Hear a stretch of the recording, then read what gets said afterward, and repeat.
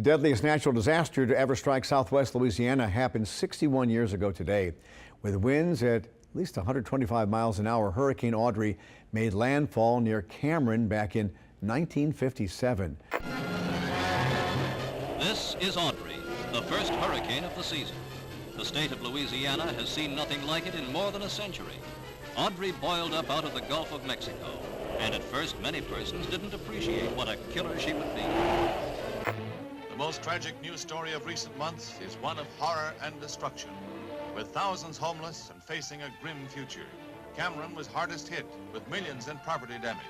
But Audrey also cut a swath of destruction inland through the U.S. and on into Canada. There are 58 known dead so far in the town of Cameron, definitely known to the sheriff, who checked off the names for us in an effort to give us an accurate tabulation of the definitely known dead. In addition, there are many, many missing.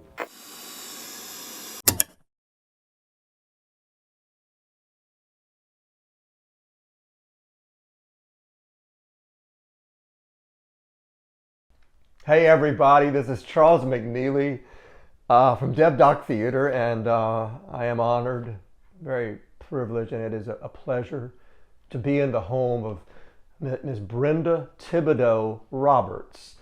And we're going to hear about her story of experiencing Hurricane Audrey on June 27th, 1957. So, Brenda, it is so good to meet you, and I know when we talked on the phone, we discovered that you knew my wife. Yes. You know, I actually knew her originally from St. Louis High School. Oh my gosh! From teaching psychology. You were teaching class. psychology, and she ended up being a psychology major at McNeese. So you must have had some kind of effect on her. I certainly hope so. I think so. I think it was a positive one. Very much, I would say so, yes. But it's great to be here, and thank you so much for having me here to tell your story. I'm here to help you.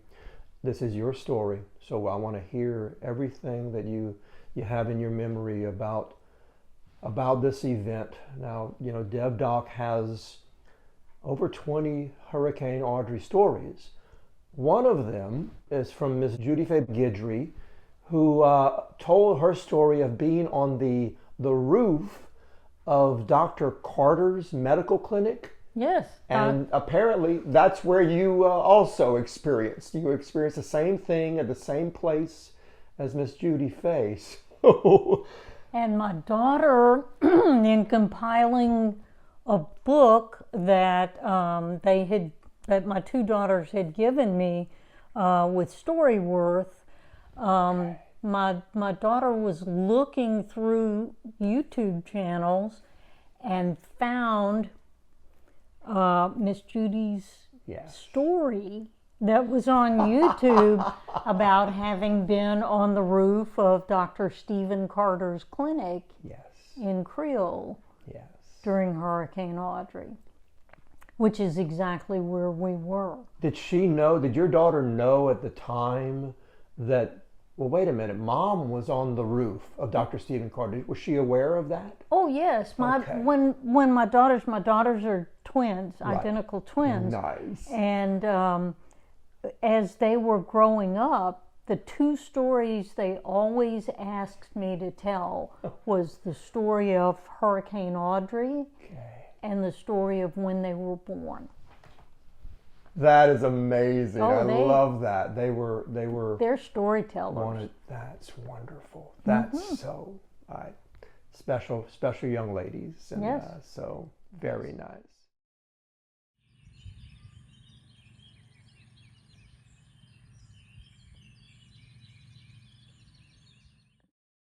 Before we get to the actual storm, can you give me an idea of how old were you on June 27th, 1957?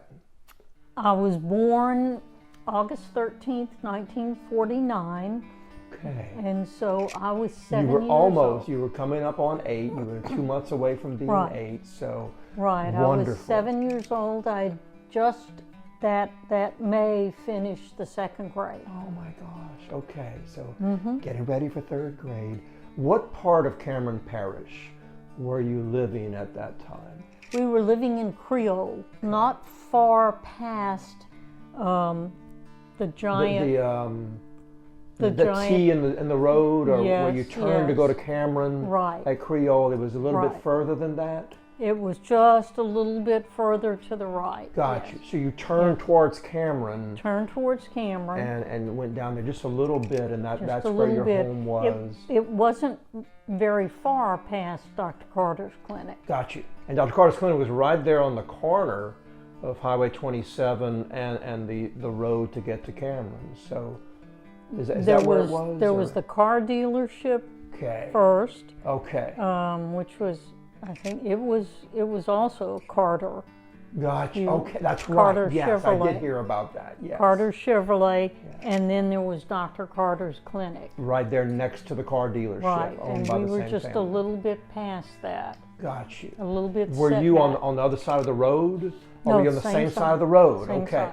So a bit further on the left side of the road as you turn at the T Yes. in Creole. Okay, you turn right, heading south, turn right towards Cameron. Yes. And you were on the left, a little bit past the clinic. That's no longer there. The car dealership and the clinic are no longer there. I know. None of that is I've there. been through there. Yeah. So. Most of Lower Cameron is Right. no longer Yeah. there. Unfortunately, yes. But at the time, my dad. The reason we were there in Creole was that my dad was the principal of the new elementary school in Creole. Wonderful. And so we had moved between my 1st grade year and 2nd grade year. We had moved down to Creole. So you had just arrived there a year or two earlier. Yes. To the Cameron Parish. So. Well, technically, I was kind of a resident of 2 different parishes in that when I was born, we lived in Johnson Bayou. Got you. My dad was teaching school in Johnson Bayou. Okay. And, but I don't really have any memories of them. Yes, yeah. When I was 4, we moved to South Lake Charles. Okay. To the university area? To the University Place area on the other side of the gully. Okay, yes. All right. Yes, so we lived there, but then my dad got the job. appointed to be the principal. Nice. And so we rented kind of a long out, drive, so you'd probably have to move. Right. So, well, he did it for a while, but Really? But so we moved there and rented out the house we had here in Lake Charles. Okay. So you still had a house here, but renting it out and living at the T, or close to the T in your Creole. So. Yes. Okay. So I Yes. people who are know the area will know exactly where that is, and I know it. Well, because my mom's family is from Creole. Okay. So, and my dad's family was from Grand Chenier. Got you. Okay. So my grandparents lived on the other side of the T. Okay. Got Yeah. you. All right. You would take a left at the T. Yes. When you get to East Mr. Creole, basically. Right. When you get to Mr. B's grocery, you take a left. Okay. And my grandparents and my uncle and aunt lived right down there. Got you. Who the names of your mother and father? What are their first and last names so that I can? Okay. Mom's name was Mabel Primo Thibodeau. Got you. Dad had no middle name. His name was Adam Thibodeau. Wow. Okay. All right. Yeah. You don't find too many people around here in Louisiana that don't have a middle name, so that's interesting. No, usually it's 2 middle names. Exactly. But Adam no. Thibodeau was your father, and he started out as a teacher at Johnson Bayou, and at this time he was the principal at the new Creole Elementary School, because before this Creole Elementary School was built, Creole High School housed everything, 1st grade through 12th grade, but this was this was progress. This was, you know, something that was a new school there. And South Cameron High School was also built about a year before Audrey. So there's a lot going on in Cameron Parish, a lot of progress with the education system and so on. So good. Is there something you would like us to know about anything special or an experience with anyone in your family, your parents, your sister, your cousins, your grandparents? Is there something you have a memory of? The year in Cameron Parish was really special. Like I said, it was my second grade. Geez, I can remember having mumps during Thanksgiving break. Oh my gosh. Yeah. And my sister didn't, and so she was outside playing with Ronnie, one of the neighbors, you know. And but most of the time, who we would get together and play with was my cousin Dolores. Okay. Dolores Savoie. Thank you. Dolores was between my older sister and I in age. My older sister was 10, Joanne. Okay. Yes. Mary Joanne Thibodeau Camp. But she always went by Joanne. Well, although it's spelled Joan. Okay. Joan. But she pronounced it Joanne. Interesting. Yes. Okay. Yes. All right. So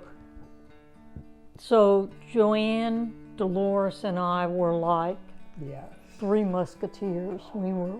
We played together. We got along well. We loved spending time with each other. Play hide and go seek. Play, you know, hopscotch, things like that. I mean, what a wonderful childhood while that was happening. And I remember now, Dolores was my great aunt's daughter. She was the youngest of the family. And she was the youngest, and crystal blue eyes. Just sparkly crystal blue eyes. Yes. And I was always stunned that she never got in trouble. She was so good. Well behaved and good. And I couldn't understand because I was always getting into trouble. Somehow or another, it seemed like I was always getting fussed at. Yes. And Dolores was just so good. I was like, I wanted to be like her. Like Dolores, you know? yes. Yeah. Oh my gosh. Yeah. That's special. That's like a little angel, I think.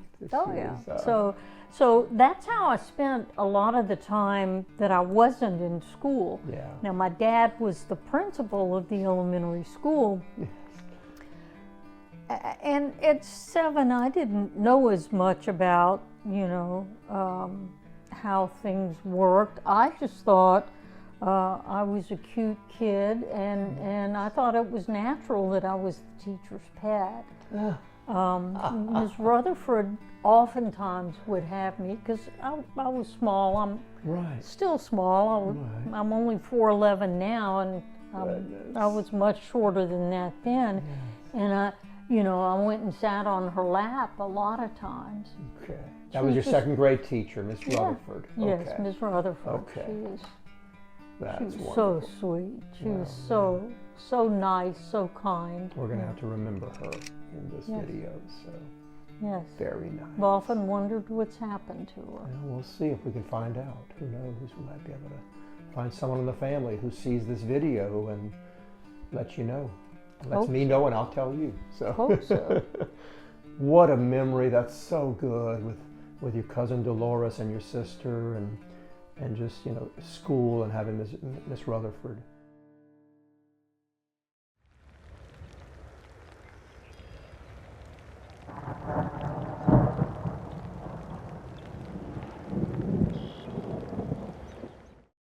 Well, thank you for kind of giving us a picture of what, you know, that southern Cameron Parish and that area and what your life was like before June 27th, 1957. But let's start our little journey of right before. Do you have any memories of the preparation that people were doing to get ready for this storm that was out in the Gulf? And do you remember anybody, putting up, nowadays you put boards up on windows and stuff.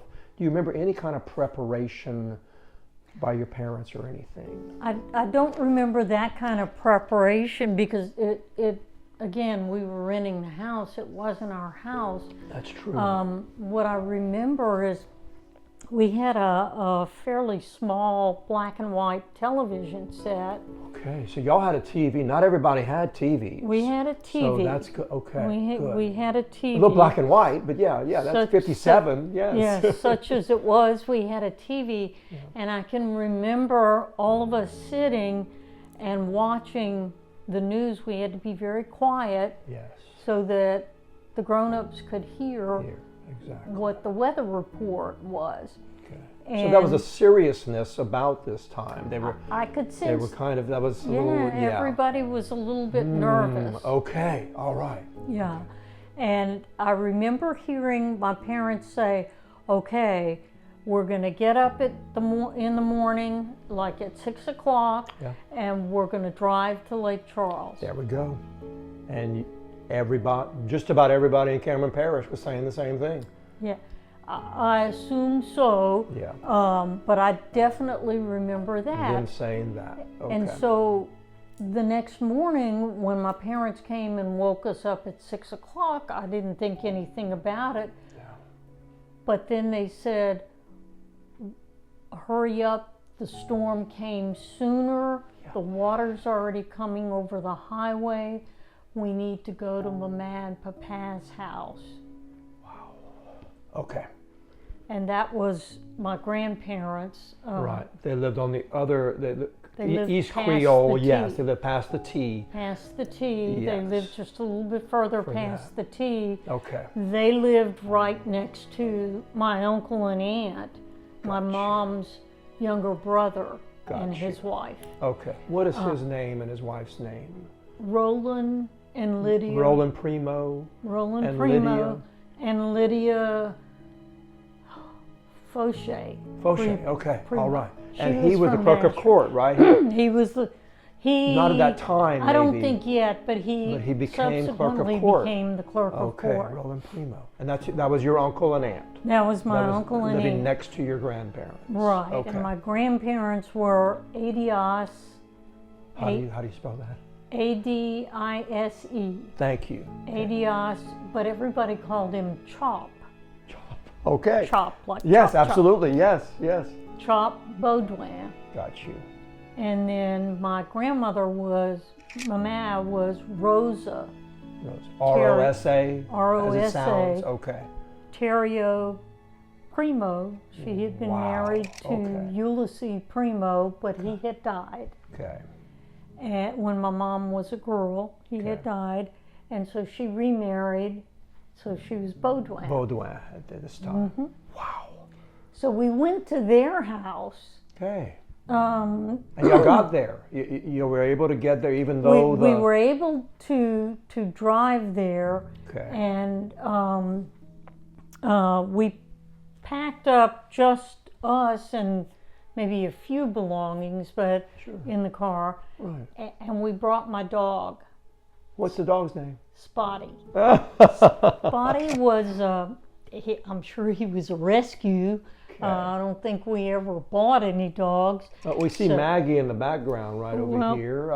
Maggie is a rescue too. Got you. Okay. Maggie's previous owner suddenly died. Okay. And so she was orphaned and decided that she adopted me. Oh, that's how it always happens. Yes. They adopt you. So. Yes. Yes. Okay. But so Spotty was a fox terrier. Oh, nice. Okay. And he had 3 large spots on his back. Oh my I wasn't very original with names at the time. I was only 7. Well, So yes. Spotty seemed to fit him. Absolutely. For a 7-year-old, yes. Yes. And so Spotty came with us Okay. to my grandparents' house. Okay. The grown-ups did a lot of talking. Sure. Uncle Rollin and Aunt Lyd were there Okay. with their 2 kids, Okay. Joelle and Vernon. Vernon was a little baby. Little baby. Okay. Yeah. And there were some other folks that had come by. Gotcha. Margie and Merle Trahan. Yeah, I never Okay. remember their last name. Margie and Merle were Trahan. friends of ours, Okay. friends of my mom and dad's. Okay. And they were there. Okay. We had some relatives from East Creole. All of these people were at your grandparents' house. At my So we're grandparents' talking house. about, a dozen people, or maybe more, There were more. in the house. Mama had a roast. She had put a roast in the oven. Oh my! The night before, or that morning? That or- morning. Oh my She gosh! had put a roast on just in case. This is what Cajuns Oh, I do. know. I know. I'm not surprised. When there is trauma of any sort You or cook. adversity, Yes. we eat. Yes. We cook and we eat. Yes. Yes. Anyway, so she had put a roast on, Okay. and but the water Kept rising. was rising, and they were getting concerned, and so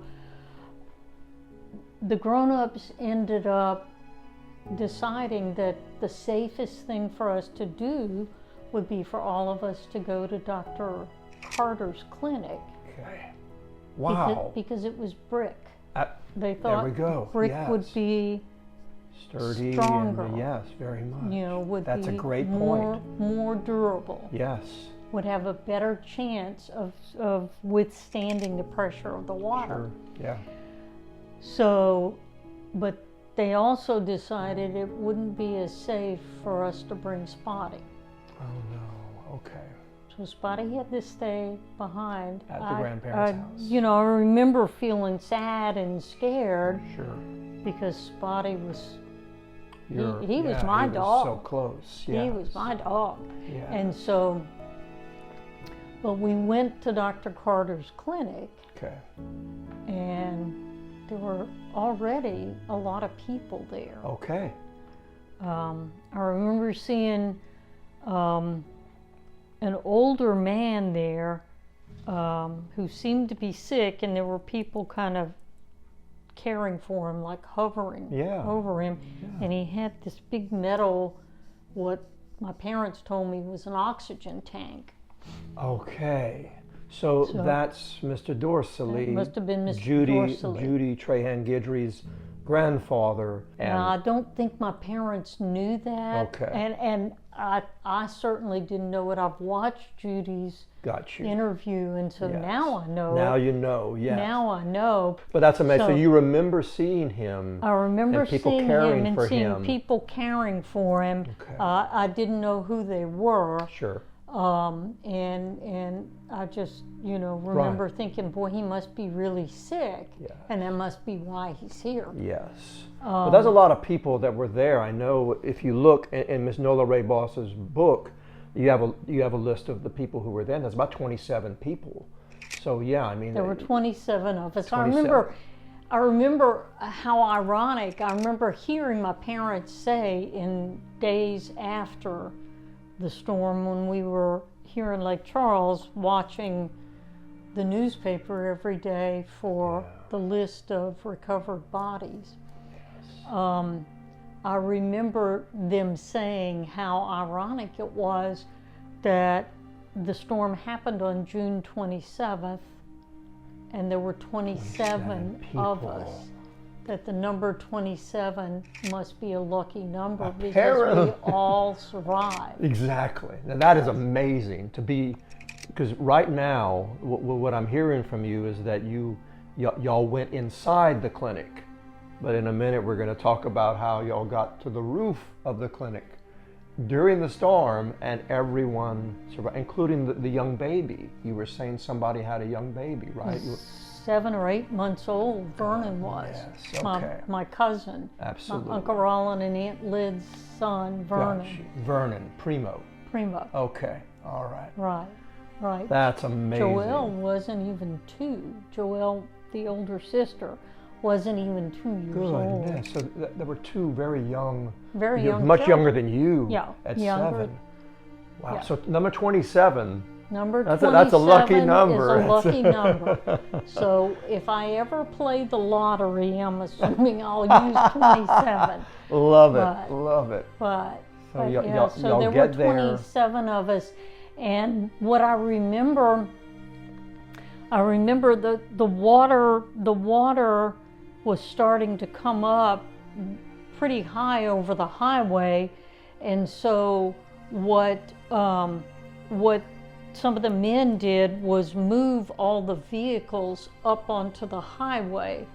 Wow, Park them on the highway because the highway was a bit higher up. Exactly. Yeah. And they were hoping that it would maybe save them, but unfortunately, no. No, it didn't. But I came. remember, I mean, at the time we had a 2-tone green Chevrolet, Gotcha. car. Yes. And beautiful. I mean, I thought it was pretty. Yes. But and so I remember looking out the windows in the front of the clinic and seeing all the cars and pickup trucks parked on the road, on the highway, as opposed to in the parking lot. And, right, a little bit higher than the parking lot. So you saw them, you saw them actually doing that and moving the cars and stuff.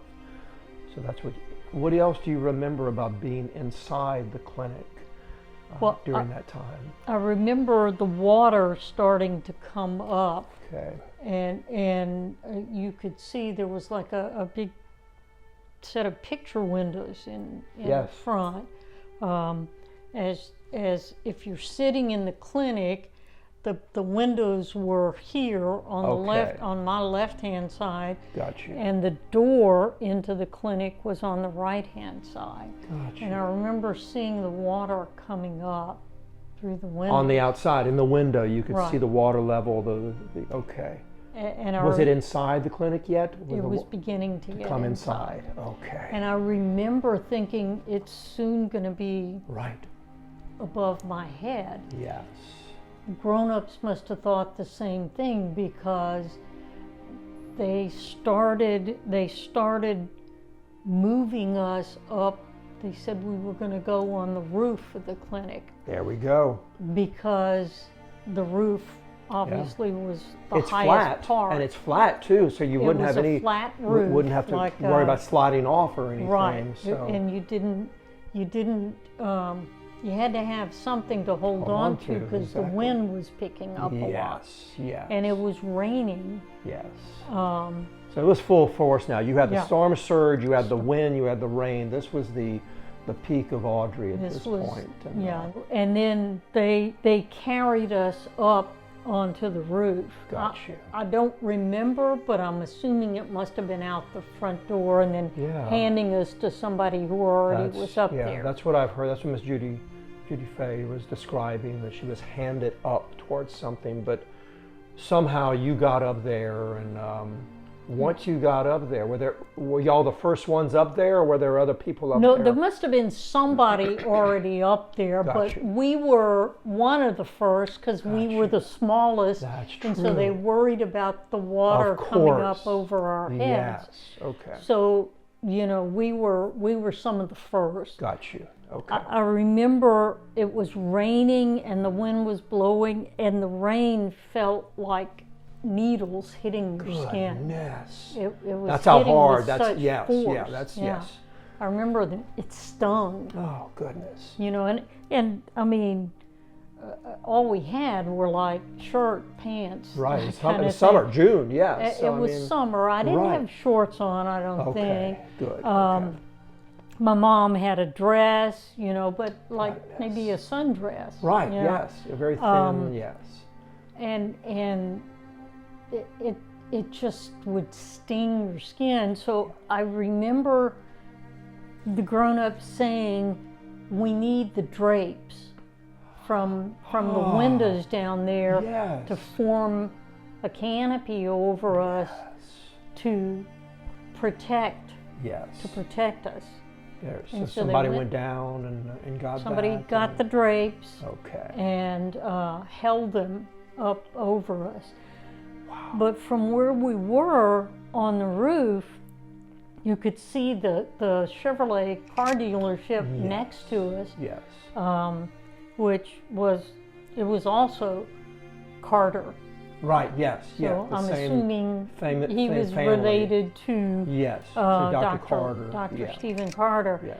And you know, we could watch the water rising Oh my on the gosh. wall. You remember that Yes. you saw it was here, and then a little bit later it was a little bit higher, And there were things floating by in the water, like cattle or lots of nutria. yes.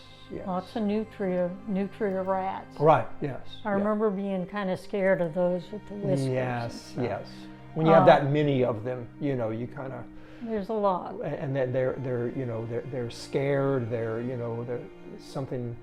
Well, my You don't know Aunt how they're gonna Asimov, respond. in her story, said that the nutria would make sounds in their Yes. fear, kind of like that sounded like a baby crying. Yes. I've heard that. Yes. I've never heard the sound, but I've heard I've people say that. You know, And, I didn't hear the sound, and I'm assuming the sound of the rushing water right, and there all was so that much was kind of going on, drowning yeah. it out. But she describes that in her story in Miss Nola May Ross's book. But yeah, there you know, Yeah. it was. There were lots of things rushing by, pieces of buildings, like you know, walls or doors or roofs. Yes. You know, Pieces entire of roofs houses, with pieces of things. housing, Not things that were in houses. Yes. You know, Furniture and oh goodness. So you know that houses were being destroyed yes. during this time. And I remember wondering what was happening to my toys. Yes. Of course, 7-year-old, all the toys that you had. You know, Right, it's yes. like my 7-year-old brain could only think about 7-year-old Of course, things. yes. And so I Yeah. wondered what was happening to my cowgirl suits and my guns and holsters and that kind of thing. You know. That's precious. That's Yeah. so good. Yeah. Yeah, but well, good. So the storm's really happening. Y'all got up on the roof, and rain stinging and everything, and you see all these things floating by. Is there anything else that you remember happening while the storm was going on the Well, roof? I remember. Now I don't remember how Mr. Dorsley got up there, but I remember him being there with the oxygen tank. That's good. And then things started to kind of quiet down, in that the rain slowed up, and the wind didn't feel as hard on us.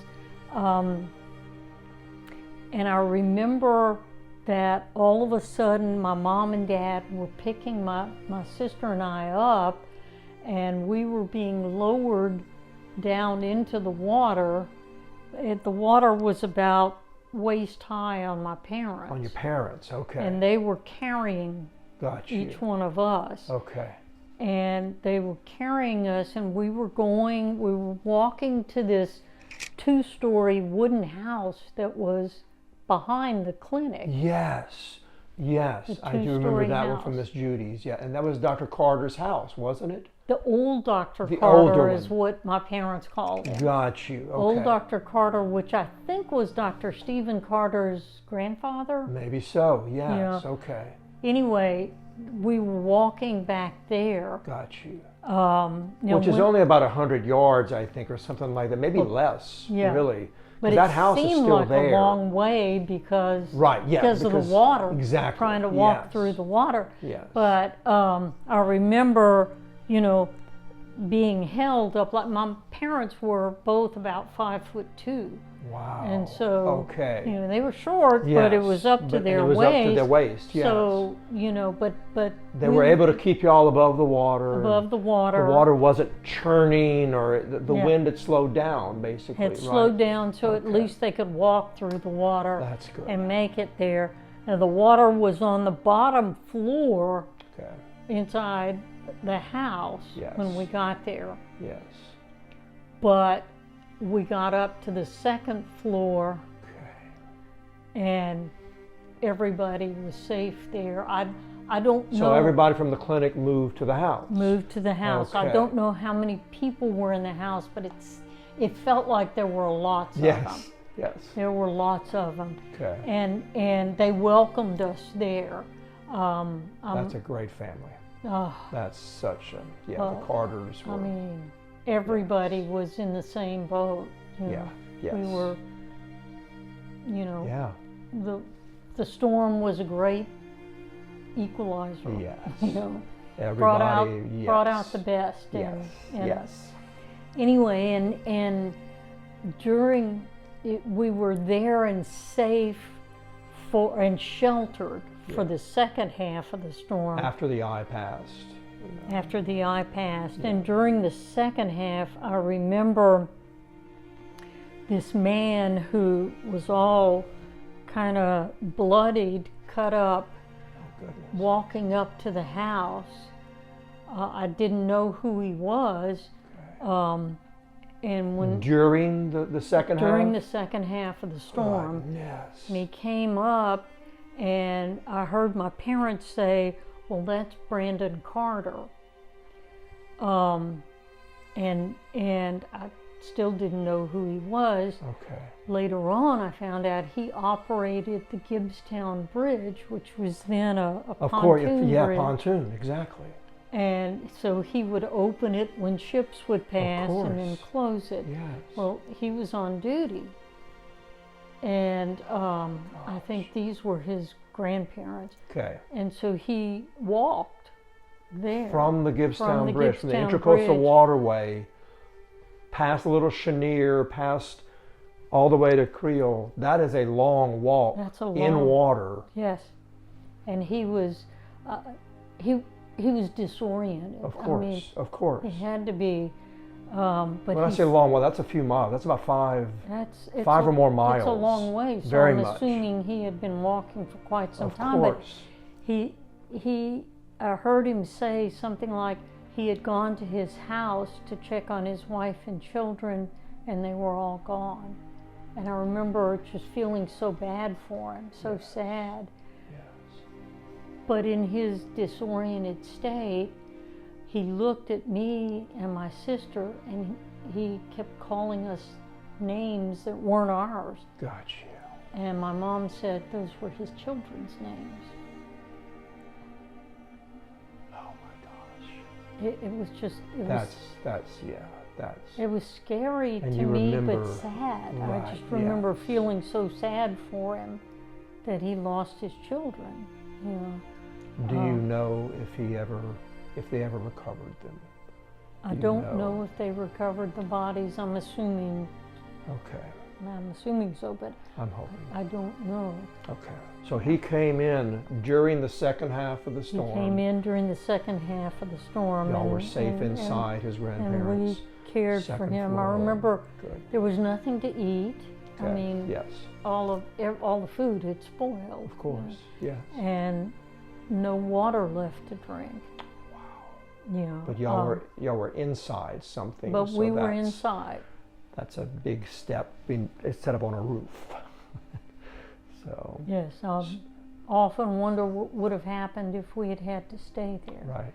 During the second half. But there was a big box-looking thing on top of the roof, which I'm assuming was like the air conditioner, possibly, yes. compressor or something like that. Now, I think. But it looked like a big black box. Yeah. And at times the wind was so strong we had to hang on to that. Oh my gosh. Okay. And kind of keep each other safe. Right, yes. Which you didn't have to do in the house. In the house, yes. So that. And thank goodness there were a lot of wooden houses that didn't make it, Exactly. but this one did. That's. It was very, very sturdy. Yes. They had some like that.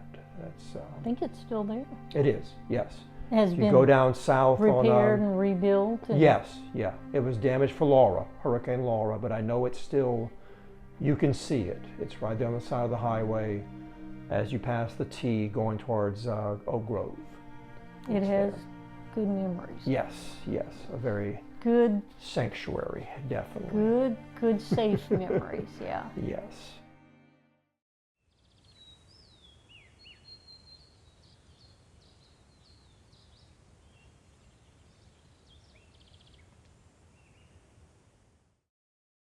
So we Okay. rode out the second part of the storm there, Okay.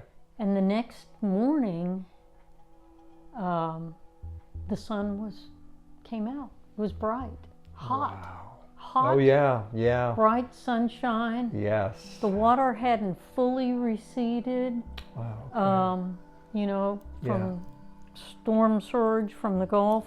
Yes. You know, the water hadn't fully receded, and so I remember some people got into boats. Okay. If we did, I don't remember that part. What I remember is that not far past where the T in the road is, Right. there were army trucks with big Oh, the yes. canvas tarp Yes. stuff Yes. that were picking us up. I remember Nice. us riding for a little bit in an Okay. army truck Okay. and then getting on to school buses Yes. further up. I've heard about that. Yes. We got onto school buses, and then we were driven to what was then the girls' gym at McNeese. And McNeese. Yes. Okay. So not the rodeo arena, but the girls' gym. No, the girls' gym. Okay. And it's And- right next to the arena. Yes. It's it's in the same part of the campus. Yes. But Yes. so y'all were in the gym. Yes, the girls' gym is right next to Farrar Hall, Yes, which is exactly. where I taught Yes. classes. Yeah. Psychology department at McNeese. yes, Exactly. Yes. Yes. And, well, it was in Farrar then. I think Right. now they've moved. Well, they have to move because Farrar is not. Partner Hall. Laura, they're tearing down Farrar. Yes. Yes. Yes. Yeah. So, but they brought us to the girls' gym, Okay. and we got off the buses. I can remember walking kind of behind my mom at times, and Mom had on a sundress with, you know, part of her upper back showing. I remember she was sunburned. Oh wow. The of sun course. was so hot Yes. as we were walking to Of the course. trucks and then Right, to the school yes. bus. Yes. So we got to the girls' gym, and the Red Cross was there. Okay. We slept on cots for Okay. a little bit. We were on cots and Okay. they had gathered clothing, you know, for Nice. us survivors. Did y'all ever get food? When did you get food and Oh, water? the Red Cross. They had that they also. They okay. had food and water and Okay. you know, clothing. I mean, because what we had was what we were Right. wearing. We were wearing. Yeah. When which you woke up was on the well morning. well worn and Yes. you Yes. know. Yes. So, and I don't think we stayed there long because there were lots of families in the area Yeah. that were opening their homes Yes. to survivors Absolutely. to stay Yes. in, and Yes. it was a nice family. Their last name was Godet. Okay. Don't remember the grown-ups' first names. I can remember. The Gaudet. Yeah. Godet. I Okay. can remember the kids were Ronnie and Deanie and Patty. Okay. We stayed at their house Nice. until the house that we still owned in Lake Charles, Lake Charles and the that we were renting University out Place. until the renters found another able to place to move out. live, so we Yes. could move back in with, Luckily, y'all had that because available because all of us, all of us, including extended family, sure. At some point, we had to find out what happened to my dad's relatives, because they were in Grand Chenier, and we didn't know what happened to them. Yeah, Grand Chenier got hit. Bad. But fortunately, Yeah. I mean, my grandparents were fine. My aunts, my dad had 2 younger sisters, much younger than he was, but they were adults. Yeah. They were already living in Lake Charles. They were telephone operators with what was then Ma Bell. Yes, absolutely. Okay. Yeah, Bell. Yes. What were their names? Leona she ended up marrying a guy from here. Well, she married first. She married Dewey Como. I don't think Dewey was from here. They divorced. She married Aubrey Reed, so she'd be Leona Reed. Okay. R-E-E-D? Yeah. Okay. All right. Yeah. And then Mary Sybil Thibodeau Dallas. She married Arthur Dallas Jr. Okay. She's my godmother. Nice. Okay. Uncle Alfred Terrio, who was with us, he's my godfather, and Aunt Sybil was my godmother. Yeah. But they were already in Lake Charles, so there was just my grandparents, and they were fine. I later heard my parents saying that they were lifted by helicopter, brought by helicopter. Yes, absolutely. Okay. Yeah. So no one in the family, everybody in the family was okay? Everybody in that part of the family. That part of the family, okay. My Aunt Ozima, who was not with us on the roof, unfortunately, they were in their house in East Creole, and Dolores' mom. Okay. And Ozima was the only one of her family that survived. So Dolores drowned. And now I do remember several days later, well, I'd say several days, time was a blur after that for a while. I remember them saying, my parents saying, they found her remains. Okay. And they identified her by a watch that she was wearing. That was one of, Yeah. That was another person that I talked to that their relative was identified by a watch. So. By some jewelry that didn't come off or wasn't, washed off. But Aunt Ozima ended up coming to stay with us with the extended family here in Lake Charles. As people were not yet able to rebuild, they stayed with us. Yes. And they told their stories, because Aunt Ozima and Mama, my grandmother, were sisters. Okay. And so the sisters would talk. They had to, and they would tell their stories. And all of us would, all the grown-ups would tell their stories. And we children had been taught, when grown-ups talk, you don't talk and you don't interrupt, you listen. Yes. And you don't make noise, and you politely listen. Yes. I'd like to think that the positive that came out of this adversity, this trauma at age 7, was that I learned about how people naturally heal themselves from trauma by telling their story over and over again. That is, such a...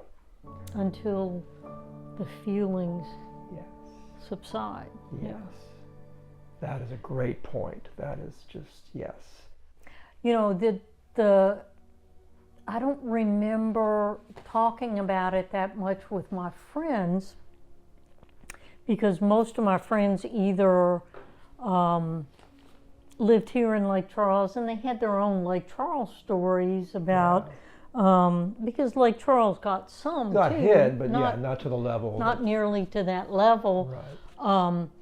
The first time I can remember being really asked whether or not I was comfortable with talking about it, I remember my 8th grade history teacher at Forrest K. White, Ms. Austin. Yes. I remember her asking me, you know, she was talking about Hurricane Audrey in the class, and she said, was anyone here in the class down in Cameron Parish? And I raised my hand. I remember being the only one. Right. And she said, well, I would like to talk about it. Are you okay with me talking about it? And I remember thinking, well, why wouldn't I be okay with it? By then, Right. I feel like the positive Yes. aspects of it had overtaken the negative. Yes. I mean, I still miss Dolores, Yes. but I'll always miss Dolores. Right. But I've got such good memories, you know. What a delicate way that Miss Austin did that. You know, that's Wasn't that wonderful? very much. I mean, yes. you know, I had some good teachers. Very much. Had some good And your teachers. strength is just because not everybody can overcame their experience the way you did. So kudos to you Well, and you know, your family and everyone who made it possible for you. Yeah. Oh yeah. reach Oh, that. credit my family a lot. I remember later that summer, and then the next summer, I remember our parents thinking, well, this must have affected them in some way, like given Brenda and Joanna fear of the water. Sure. So I remember them taking us to swimming lessons at, and you know, it was like, Right. I mean, just kind of an instinctive thing. Well, let's help them with their fear of the water, you know. That's so, And that was priceless. I mean, very much. yeah. I mean, what good parenting. Very much, yes. That's Yeah. wonderful. Now the other thing is, there was a miracle in this too. Well, do you remember me telling you that when we went to Mama and Papa's house, from our house, we had my dog Spotty with us? Yes. Well, several days later, my dad and Papa, my grandfather, decided they would go down, because they must have borrowed a vehicle, because Right. our vehicles were gone. Yeah. They borrowed a vehicle, a pickup truck, and went down to see if anything could be salvaged. Yes. You know, there wasn't FEMA preventing people from going down there. Yes. You didn't have to wait for look and see, Right, you know, yes, to be yes. ordered. So they went down there and salvaged a few things. Right. When they went to where Mama and Papa's house and Uncle Rollin and Aunt Lid's houses were,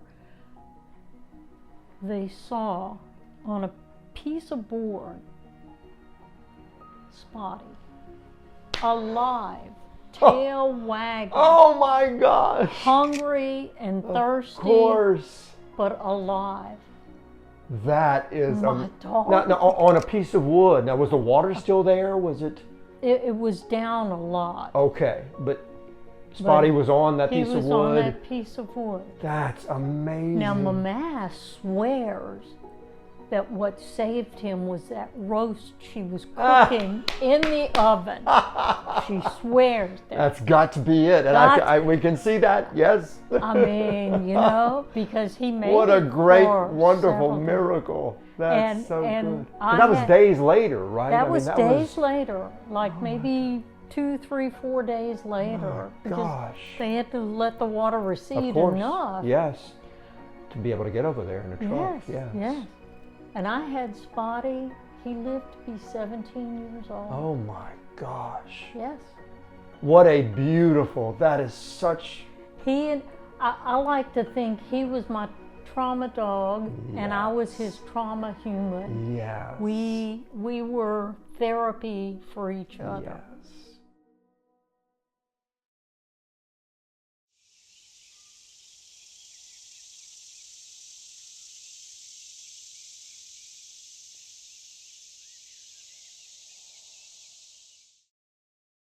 What an amazing journey that you and your family have experienced.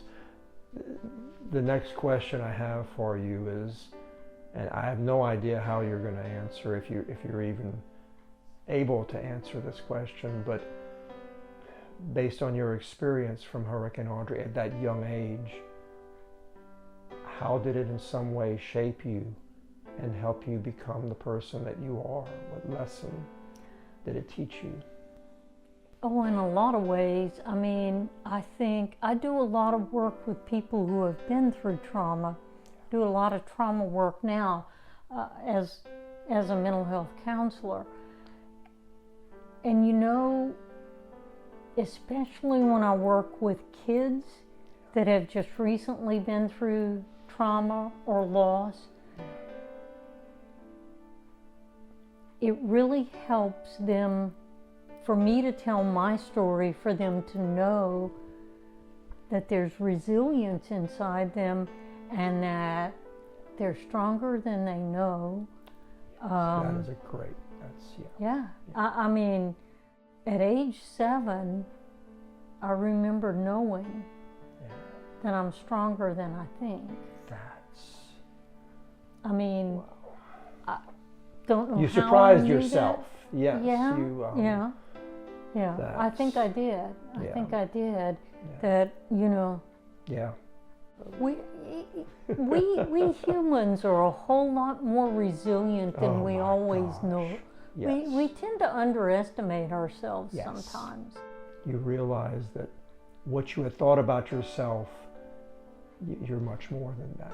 And so that's unfortunately it took that experience, but it's good that you... But I'm glad that I could get positive out of it, in that I don't know that I would have landed in counseling had it not been for that. That's a good point. And I'm telling you, counseling is definitely my calling. It's who I was born to be.